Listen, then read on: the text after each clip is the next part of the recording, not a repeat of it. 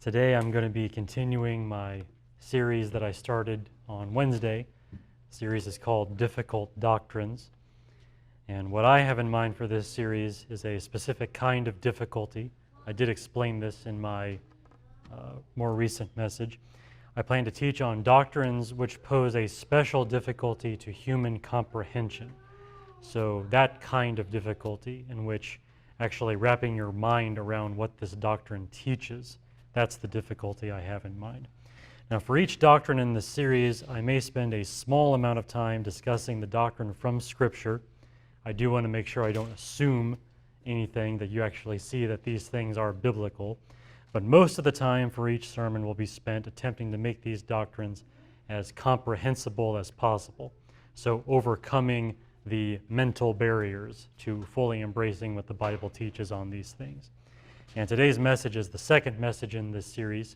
I said last time that I have 12 doctrines in mind so far that I want to talk about, and those could be more than one sermon per doctrine, though most of them will just be one sermon per doctrine. So that gives you an idea of how long this break series is going to be from Matthew. But today's doctrine is the union of the deity and humanity of Jesus Christ. So his two natures as both God and man united into one person, Jesus Christ. The teaching of Scripture and the teaching of most Christians for the greater part of church history has been that the Son of God became a true man, fully human, and yet still remained true God, fully divine. So fully man, fully God, both together. That's been the teaching that has come down to us from the Bible and from much earlier theologians. Now, if you read much theology, you will eventually see this called the hypostatic union. Is very much the technical term for this sort of thing. That is just a Greek way of saying a union of substance. So hypostasis is the Greek word for substance, so hypostatic union is how this has often been described. But it just means that in Jesus, these two united substances are his deity and his humanity. So two natures is probably what we'd be more comfortable calling those, deity and humanity. Now, this union is a true hallmark of Christianity. This is something very distinctive of us as Christians. Unlike older pagan mythologies, we do not believe that Jesus was half God, half man. That's usually how the old demigods were described, like Hercules and Theseus and all those guys, half God and half man. We're unique in that we actually believe that Christ was fully God and fully man. So he has the entirety of both natures in his self, in his one person. And this Christianity is unique when compared to what came before. So this is not just sort of rehashing what the old mythologies used to say. This is something new.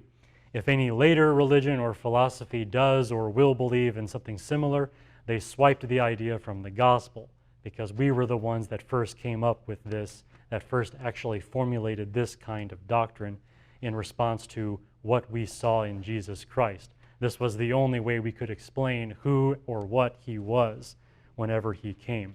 And so we have this idea of the God-man, Jesus Christ. And not only are we unique in our belief in a God-man, but this faith undergirds the whole message of Christianity. It really does start to break down all the details of what we believe on other things if we get rid of Jesus as fully God and fully human. No peace is possible between God and man unless that peace is forged by somebody who is both God and man, a true mediator, someone who can truly stand between these two warring parties, God and humanity. And that is the same with any kind of peace. Anytime any peace is mediated, you need someone who is respected and trusted by both sides equally to make that actually happen. And between God and man, you need a God-man. You need Jesus Christ. Additionally, for Jesus to make peace on the cross, he must have had some nature capable of suffering, but also suffering infinitely. And that if he can't suffer for sin, he can't pay for our sins. If he can't suffer infinitely, he can't pay the full penalty of hell, which we actually deserve. So for that, I can think of nothing that would even work except a combined humanity and deity, a nature that can suffer and a nature that can suffer infinitely together. Those things are both needed to undergird the very message of the cross. So this all seems pretty important, the deity and humanity of Christ together, the hypostatic union, as we call it. However, this hallmark, bedrock belief in the deity and humanity of Jesus is also a source of much confusion. It is a difficult doctrine, which is why it shows up in this series. Christians themselves have not always believed it rightly. Just as a matter of putting together what the Bible teaches on these things and making that work, sometimes we go wrong there. And as for the unbelieving world, I can say that very few doctrines have drawn as much fire as the idea that a human can also be God. These things seem to be a contradiction to people outside of the church, and frankly, as we think about it, we can fall victim to that as well, because this is, once again, a difficult doctrine to comprehend. And I tell you all of that just to show you why I'm putting this in my series on difficult doctrines. The belief in the full deity and full humanity of Christ is very much a challenge to our comprehension as humans. So here it is in this sermon series. My treatment of this doctrine today will follow three headings, very much like last time when I spoke about the Trinity, and the overall outline is very similar to my discussion of the Trinity. They won't all be this way, these sermons in this series, but for these first two are very, very similar to each other. So for my first heading, I'll begin with a basic biblical argument for the deity and humanity of Jesus. Not anything very long, but enough to show you that this doctrine is there and what we mean by this. Secondly, I will address three specific difficulties with believing the full deity and full humanity of Jesus. So three specific ways in which we can say this is a difficult doctrine for us to understand and embrace.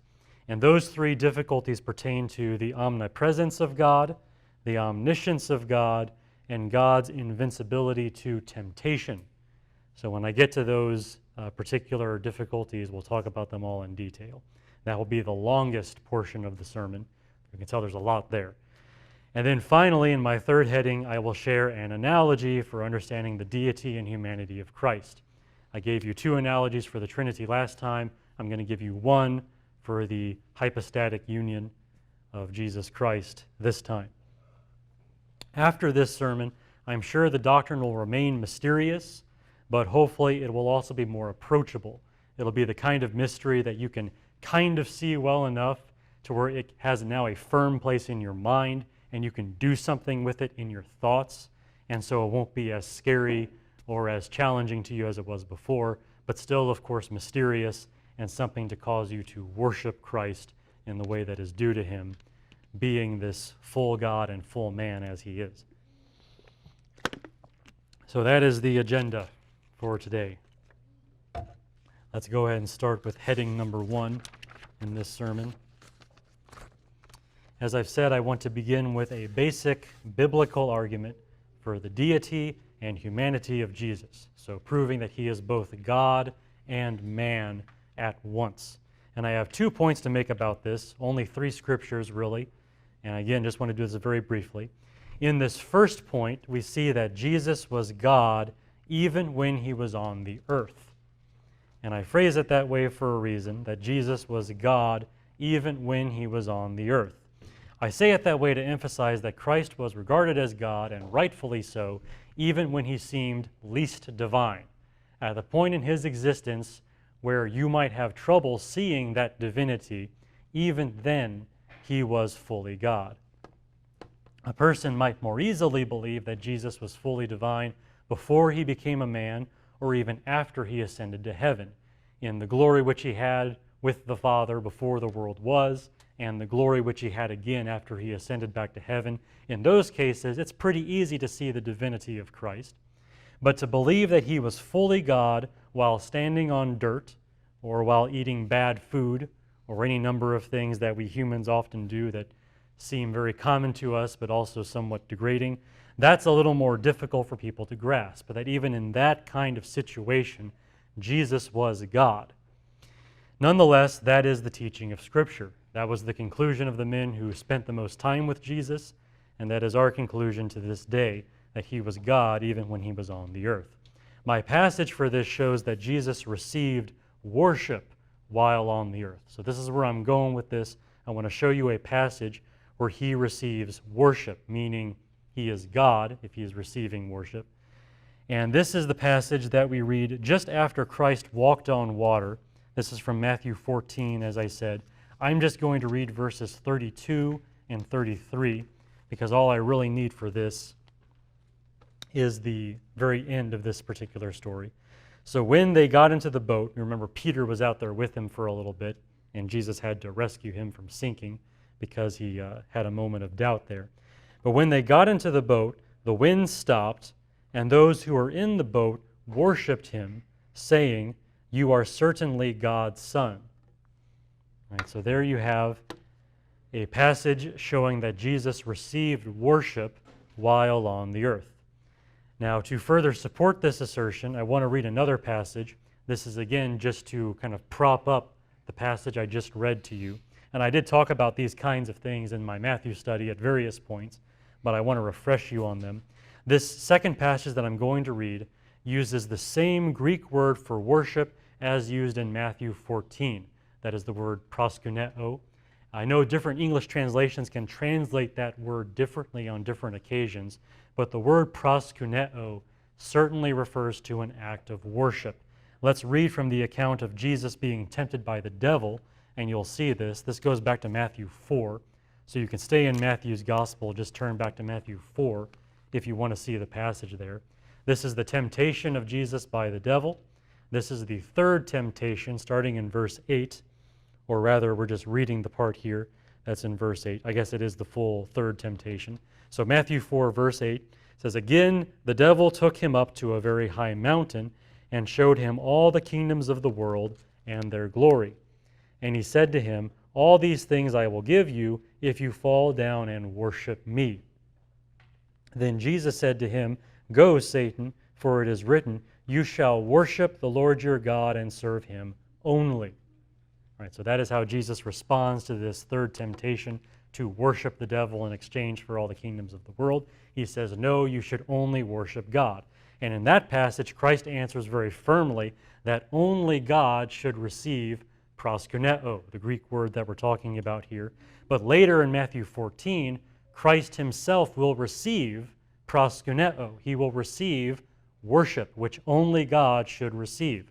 All that to say, Jesus was God even when he was on the earth. So there in that boat with those men, in the middle of that storm, or just after that storm rather, he is receiving worship, and rightly so, because he was God even on the earth.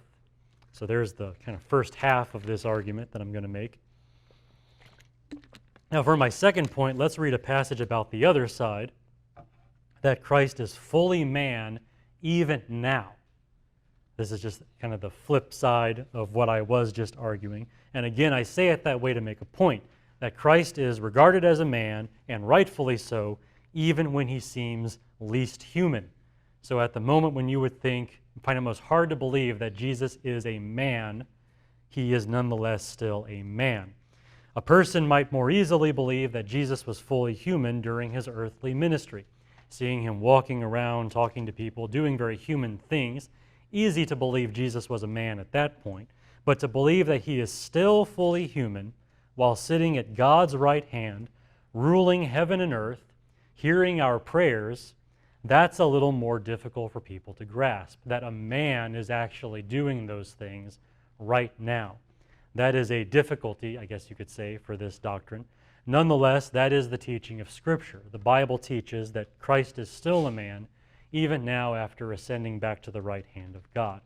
And my passage that shows this, that Christ is called a man, even after he resumed his place at God's right hand, is 1 Timothy chapter 2, verse 5, which is just very brief.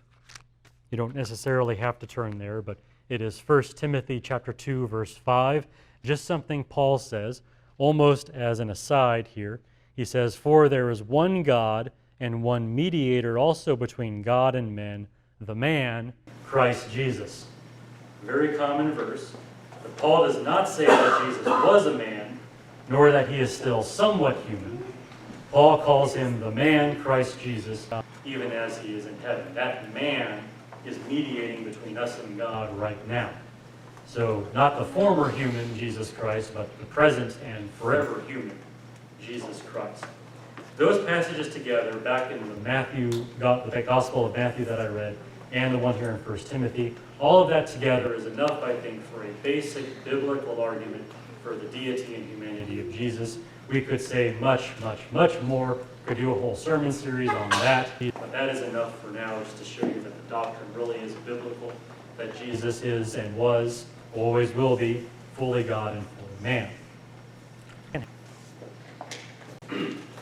Okay, so that brings us to our second heading. This is again the longest heading, so time to buckle your seatbelts and get ready for the real heavy lifting. I guess those are mixing metaphors, I guess, there. But maybe fitting for what we're talking about today. My second heading, this brings us to the three specific difficulties that I mentioned with believing the full deity and the full humanity of Jesus. Three things that I specifically want to talk about. These three difficulties are not the only difficulties by far. I mean, you could, again, just sit here and spend a lot of time on the complications that come in when you say that Christ is fully God and fully man. There's a lot to say there. I have chosen these three in particular because they seem to be the most commonly expressed difficulties and because I feel most confident in my own answers to them. So I'm sort of playing to my own strengths here in this, talking about these three, but also I think these are the three difficulties that most commonly get discussed when people really get to thinking about what it means for Jesus to be fully God and fully man all at once. So I think I'm doing a decent job here with this, even though it is somewhat limited. So let's talk about these one by one. The first of these difficulties relates to the omnipresence of God. Okay, so the omnipresence of God is the belief that God is everywhere, that God fills the earth and the heavens and the heaven of heavens and is absolutely everywhere at all times. However, as a man, Christ seems limited to one place by his body. That is part of being a human. You have a flesh and blood body that puts you in one place at any given time.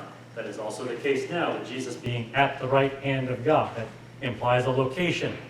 So he has a body and seems limited to one place. And so we might think that the humanity of Jesus has eliminated some part of his deity, right? That he cannot be omnipresent and therefore not be fully God because he now has a body, right? So there's the difficulty. Well, my answer to this difficulty begins with an observation from Scripture that even God can be described as being in one place. As you think about God, and you can say God the Father if you want to at this point, even as you think about God the Father, you can think about him as being in one place, and the Bible speaks of him that way. We know that God is everywhere, but even in Scripture, he is still associated more with heaven than with earth. We think of God as being in heaven. We say our Father in heaven. We don't say our Father on the earth, do we? Also, even as we think about on the earth, knowing that God is here with us on the earth in some sense, God was said for a long time to be with Israel in particular. So, there is a God in Israel, is the common phrase from the Old Testament. Well, isn't he in the whole earth? Well, yes, but there is a God in Israel in particular. And then even within Israel, there was Jerusalem, the holy city, where God has chosen to make his name dwell. It's like, well, isn't he in the entire nation of Israel? Well, yes, but he's in Jerusalem. Okay? And then you can go even further than that. In Jerusalem, you have the temple, the place where God chose to have his dwelling, the place that Solomon built to be his dwelling forever. Right? So it's like, well, isn't God in Jerusalem, the entire city? Well, yes, but he's in the temple. He dwells in the temple. And then we can take it one step further and say the Holy of Holies within the temple. This one room within the temple, that is where God dwells. Only the high priest can go in there, and that once a year, and only with blood to make atonement. It's like, well, why all the ruckus there? Isn't God everywhere already? It's like, well, yes, but he's in the most holy place, in that temple. That is the way the Bible describes God, especially the Old Testament. Even though it has this awareness that he's everywhere, he is still here, and here, and here in particular. Like, you locate God in this one place. And you can even move on from places and talk about people, God being with people. That's a very common phrase in the Bible, Old Testament or New Testament, that God was with this person. God was with that person.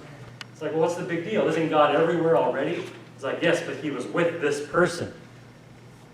We can also see places where it talks about God visiting people. God has visited them. God has visited him. And that could be a good thing or a bad thing depending on why God is visiting them. It could be for judgment. It could be for blessing. But one way or another, that's how it's described. God went here. God went there, to this person, to that person. It speaks about God locationally. Now, when the Bible speaks this way, and it speaks this way very often, it means that God is present for some purpose in that place or with that person. And I think we generally understand this, but it might help you to say it out loud. Whenever the Bible speaks of God as being here or being there, it means he's doing something very specific in that place or with that person. Just to give you a biblical example, I'm going to turn to Psalm 132. You can turn there if you like. I'll be reading a few verses from this psalm. This is Psalm 132, which I think is a very great example of this principle, that when it says God is somewhere or with somebody, that means he is doing something special at that time or in that place or with that person. This is Psalm 132, verses 13 through 18. So the very end of this psalm. It says, "For the Lord has chosen Zion. He has desired it for his habitation. This is my resting place forever. Here I will dwell, for I have desired it. I will abundantly bless her provision. I will satisfy her needy with bread. Her priests also I will clothe with salvation, and her godly ones will sing aloud for joy. There I will cause the horn of David to spring forth. I have prepared a lamp for mine anointed. His enemies I will clothe with shame, but upon himself his crown shall shine." Now here is one of those passages where we see God located in a specific place with specific people, in Zion with its people and their king. So there in Jerusalem, the people of Jerusalem, and ultimately the Messiah. However, the psalmist tells us what he means by that when he says that God dwells here. This is his habitation. What that means is God will bless Zion with provision, salvation, joy, the Messiah, and victory. God is there to do something that he's not going to do elsewhere. He's going to do it there. And that's what it means for God to dwell there, to have his habitation there, to be there, to be with them. That's what that means. And so when the Bible speaks of God being somewhere, it means that God is present for some purpose. Even though God is always everywhere at all times, that's the way the Bible speaks about him being here for some purpose, to do something. And that is how I understand the omnipresence of the Son of God, even after he assumed a human body. I think we can use that same basic way of thinking to think about Christ as a man with a body being in one place without actually diminishing his omnipresence. I am comfortable saying that Jesus was and is omnipresent. After all, we have biblical phrases and teachings about this. He is with us always until the end of the age. He is with any two or three of us gathered in his name, no matter where they are. He's with them if there are two or three of us gathered in his name. He dwells in our very hearts by faith. So everywhere there is a Christian, Christ is there in their hearts, dwelling there by faith. The Bible very much speaks this way about Christ as being omnipresent. Now, if we object that Christ assumed a body, that only means he has chosen to be present in a specific place with specific people for some specific purpose in that way, by having a body. In the case of his incarnation as a man, that purpose was and is the redemption of mankind as their mediator. That's why he assumed a body. That's why he went down to the earth. That's why he went to Israel. That's why he ascended bodily up into heaven, sat down bodily at the right hand of God. All of those things are true. But that's just something like what you see when the Bible talks about God being in one place with this one person to do this one thing that he has in mind. I just see the incarnation of Jesus as a man as being a subpoint of that. which means you can hold on to that without letting go of his omnipresence. You can hold on to the deity and humanity of Christ together, thinking about it that way. So that is how I think about it. That's how I get through that difficulty of Jesus having a body and yet being omnipresent. So there's one difficulty in how I would deal with it. Moving forward now in my list of 3 difficulties, we come to the second difficulty, which is related to the omniscience of God. So the all-knowingness of God, that God knows everything, and how this poses a difficulty for the union of deity and humanity in Jesus. The omniscience of God simply means that he is all-knowing, so there is nothing that God does not know. If Christ is God in the flesh, we might expect him to be all-knowing as well, that he would also display omniscience. And sometimes the Gospels do describe Jesus that way. One example that I think this is probably most plain is in John 16:30. You don't necessarily have to go there, but it's John chapter 16, verse 30, where the disciples say to him, "Now we know that you know all things." I mean, that's a statement of omniscience there. I mean, they have been with Jesus these several years, and by the end of it, they're saying, "Now we know, you know everything. You are omniscient." However, Christ sometimes appears limited to human levels of knowledge. There are things that he simply doesn't know because no human would know them. There are times where we see this in the ministry of Christ. The most famous and clearest example of his limited knowledge is when he says over in Matthew 24 that he does not know the day nor the hour of his return. He just says that, like, even the Son of Man doesn't know. That's him, the Son of Man. Even he doesn't know when he's going to return.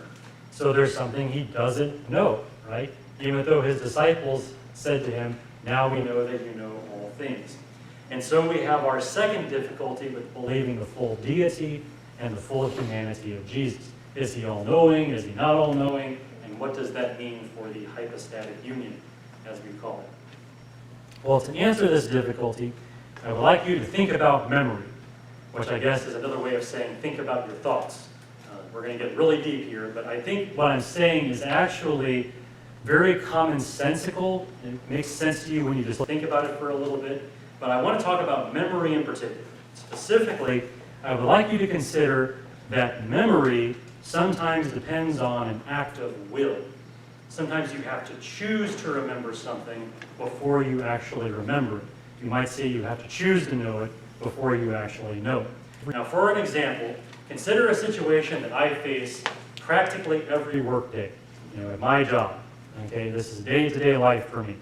My boss will call me up and he will ask me for the file name of some appraisal we did years ago, giving kind of a brief description of the project. And he says, "Stan, what was that project? What was the name of that file?" And I almost always tell my boss the same thing.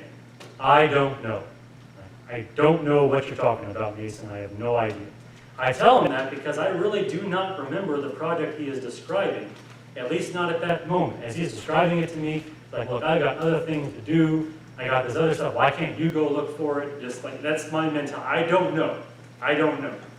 But I've noticed that if I sit there for a few minutes, and if I think carefully about what he's saying, I very often can remember that project, even by name. Once I get past the initial stress of being distracted from what I was doing, and I just sit there and I make myself think about it, I can remember that file name. I know what he's talking about. And I'm very certain I'm not the only person in the world whose memory works that way. That sometimes you have to make yourself remember before you can remember. You have to make yourself know something before you can know it. Some information, like our home address, or maybe our phone number, is carried in the very front of our minds, readily available. It's always there. You can recite that stuff like the alphabet without much difficulty at all. You don't have to try to remember. But other information, like the projects we did years ago, are placed at the back of our minds and can only be remembered by an act of will. If you choose not to remember them, you're not going to remember them. If you decide to remember them, you can make yourself remember them. And from this, we can just see that sometimes memory, the way we store our knowledge, sometimes depends on an act of will. We have to choose to remember before we can remember the things that we really do know. Now, this observation about memory will allow us to reconcile the divine omniscience of Jesus and his apparently limited knowledge. We can actually make room for both things in Jesus Christ if we just remember this principle I've been talking about. So the Son of God decided to become human, experiencing all the limitations of humanity, including our limitations of knowledge. He decided to become flesh and blood, including a brain. The human brain works a certain way. You've got to go through those, got to go through this to remember things. All of that is very much true. But this could only be accomplished by moving his knowledge, all of his knowledge, to the so-called back of his mind, as I was describing earlier. Some information is kept here, readily available. Some information is kept back here, requiring an active will to actually get to it. You move all of his knowledge to the back of his mind. Imagine that happens. Now, once this knowledge is placed at the back of his mind, Christ could only remember it by an active will. He would have to make himself remember before he remembers the things that he knows as God, as the omniscient God. He would have to perform an active will to get to that information. However, since Christ was intent on living the human life, fully human, he simply never would will to remember any of that information. He would go through his life doing things the way humans do it, working, in a sense, with one hand tied behind his back, or one part of his brain behind his back, you might call it that. All those kinds of things, so that he can live a fully human life just like we have to. Instead, he would be limited to human learning and, more exceptionally, the work of the Holy Spirit. In the same way that we rely on the Holy Spirit to know some things, Christ would as well.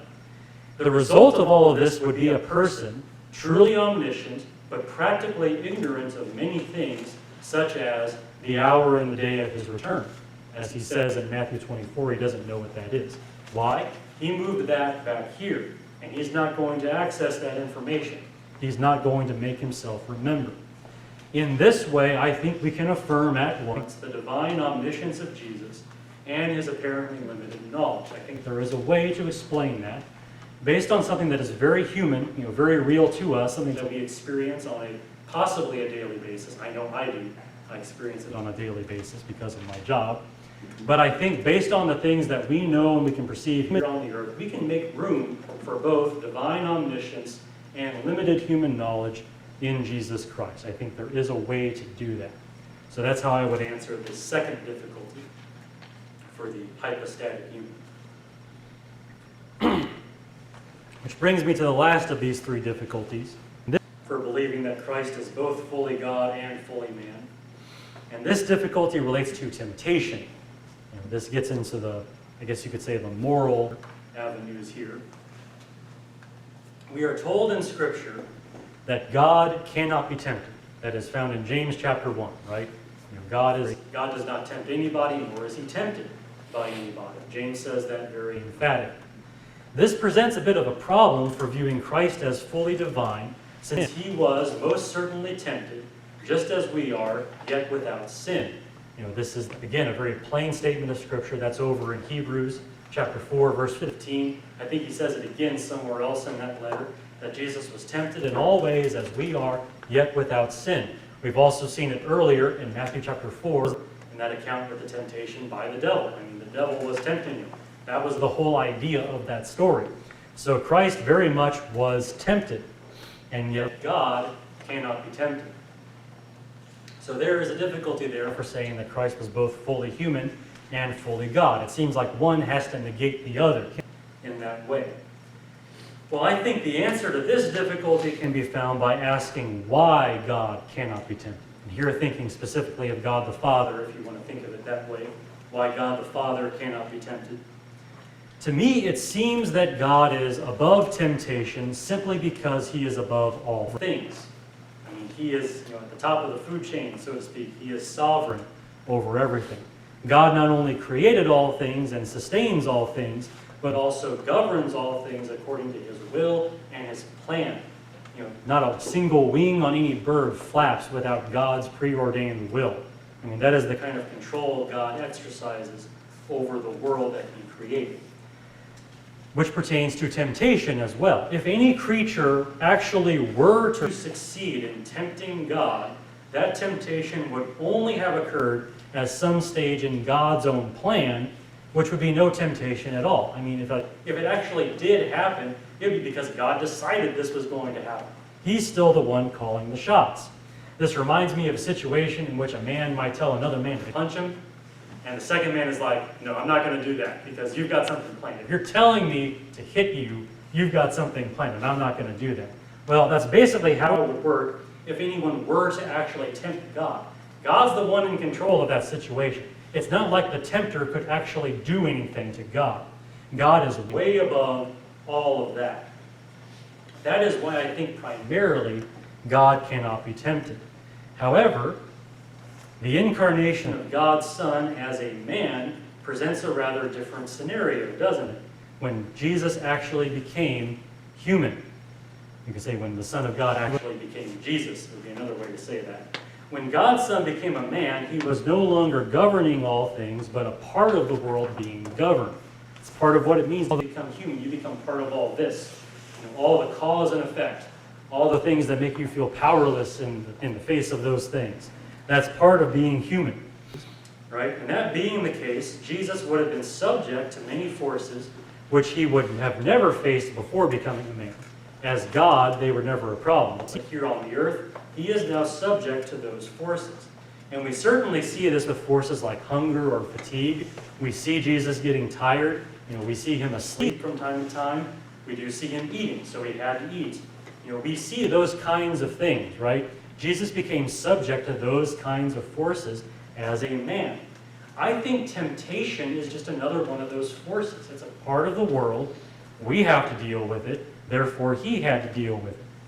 And this, I think, is why God the Father is completely beyond temptation, while God the Son is actually subject to temptation as a man. It's because of, you might say, the venue, the scenario, the circumstances. God is in his rightful place above all things. The Son of God became a man, subject to these forces. Now, at this point, the question becomes, was Jesus less divine for being subject to temptation, for being subject to these forces? Was he less God for that reason? My own answer is no, I don't think so.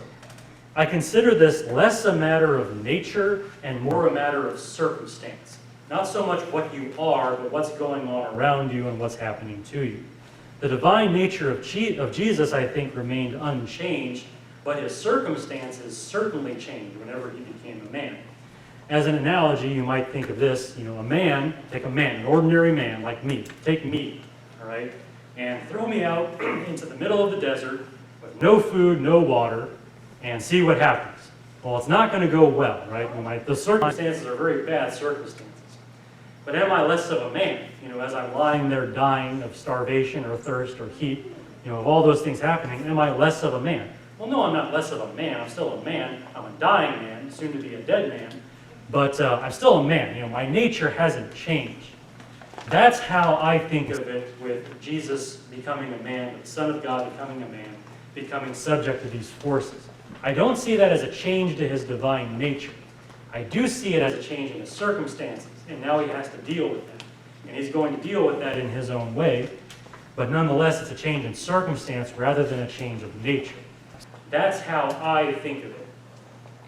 To give another analogy, perhaps, me standing here right now up on this stage, there is 0% chance that I could drown, right? I mean, there's no water to drown me. I don't know if this would be enough to actually drown me. There's some calculation about that, I'm sure, how much water it takes to drown. But right now, I can't drown. Put me out in the middle of a lake, maybe even in a boat. Now the possibility arises, hey, I could drown out here. But that's not a change in my nature. I didn't all of a sudden develop a weakness to water. Water did not become my kryptonite. That didn't happen. It's just now that I'm out in the middle of a lake, drowning becomes an option. It becomes an actual possibility. Same thing with Christ. Above all things, in his rightful place, there in the glory of God, he can't be tempted. Bring him down on the earth, yeah, he can be tempted. That's because he's entering the world where all these forces are swirling around, doing things to you that you can't control. Again, I think it's a change of circumstance, not a change of nature. I think it's a very important distinction to make, and that's how I make sense of this third difficulty regarding temptation. I don't think it jeopardizes the full deity or full humanity of Jesus when you think about it that way. All right, so those are the three specific difficulties I wanted to talk about. Again, I think those are the more commonly discussed difficulties, and they're the ones that I'm certainly more comfortable answering, and I've given you my answers. Hopefully they were sufficient. Right now, what I want to do in my third and final heading, I want to zoom out to something more general. Step back and take a look at the whole big picture, the full deity, full humanity of Jesus. In this last heading, I'd like to share an analogy for understanding the deity and humanity of Jesus in general. So the whole thing, everything, not particular issues, but the whole thing in general. Now, the very basic problem of today's difficult doctrine is that we are expected to believe that Jesus belongs equally to two natures which are so different that they seem mutually exclusive. God over here, man over here, those seem to be contradictory in a sense. They are mutually exclusive. I could easily spend a whole sermon describing the great difference between God and mankind. I could probably spend many sermons talking about the great differences between God and mankind. And I think most of that sermon would have been framed around opposites. God is this, man is this. God is this, man is this. These are opposites. That would probably be most of that discussion. But in this hypostatic union, we are told to believe that such opposites exist together in a single person, that somehow Jesus Christ is fully God and fully man without his entire person being torn apart by those distinctions. Somehow that happens, and we're supposed to believe that. Thankfully, God has created something in the natural world which also displays a union of opposites.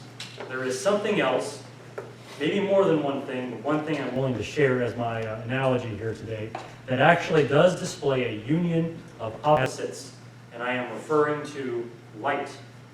And this again has a commonality with my prior message because my two analogies for the Trinity also pertains to light, but this in a little different way. I want to talk about light, as in light, shining. Now, as I understand it, I am no physicist, but I've done enough reading on this because I find it interesting in itself, and it certainly has teaching potential for what we're talking about now. But as I understand it, for the past few centuries, the science of physics has been forced to accept that light possesses the traits of two very different natures, and those natures are particles and waves. So in the world of physics, you have particles and you have waves, and those are two different things. But science has been forced to acknowledge that light is somehow both of them. When a physicist tries to classify something, he usually can put it either in the category of a particle or a wave. An example of particles would be atoms, these things that make up the building blocks of everything, these atoms. An example of a wave would be sound. Sound is a real thing. You're experiencing it right now as I'm talking. That conveys itself as a wave, things going like that. Those are the two basic categories that physicists use to divide everything up into these two categories. You've got particles, you've got waves. And usually that works well enough. However, light has proven to be more difficult to classify in that it displays the traits of both particles and waves. Somehow it seems to exist in both categories. Like a particle, light can travel through a vacuum, such as outer space. In outer space, you have the light from all the stars and all the stuff out there it can cross space. That's how the sun sends its light to the earth. It can cross space. It can cross a vacuum. That is something that waves cannot do. For example, sound waves, sound doesn't travel in space. In space, no one can hear you scream, or whatever the tagline was for that movie back then. Whatever. Waves can't do that. Waves cannot travel through a vacuum, but light does. That makes it seem like a particle. Physics has even named the particles that are allegedly in light, photons they call them. They even have a name for these particles that are apparently part of light. However, light has also displayed the telltale signs of being a wave. For example, a wave can be tongue twisters here, reflected and refracted, like waves can. That's how we were talking about rainbows the last sermon I had. When you bend the light through a prism or through raindrops, it's showing its trait as a wave because particles don't respond that way. Waves respond that way. For example, sound waves, echoes, what's happening there? The waves are bouncing off things. Waves can do that. Particles can't do that. Particles hit something and stop. or they pass through the thing. That's how particles work. But light actually gets refracted and reflected and things like that. That's showing its traits as a wave. Okay? So because of all this, if you ask any physicist about the nature of light, he will tell you that it is both particle and wave, even though particles and waves would normally be exclusively different. Particles over here, waves over here. Well, what about light? Okay, light's in the middle. It's the same, it's both of them. It's both of them at once. Leave us alone. We don't know how to explain that. That's basically the conclusion they've come to as they talk about this stuff. So, I tell you all that because here in the natural world, then, it provides us with something that is two natures at once. Somehow it exists in both categories. Light does that. Normally they'd be exclusively different, but hey, light is both at once somehow. Well, God has shown us then that this is possible. And when we come to consider the light of the world, Jesus Christ, we're forced to a very similar conclusion that somehow he is both God and man.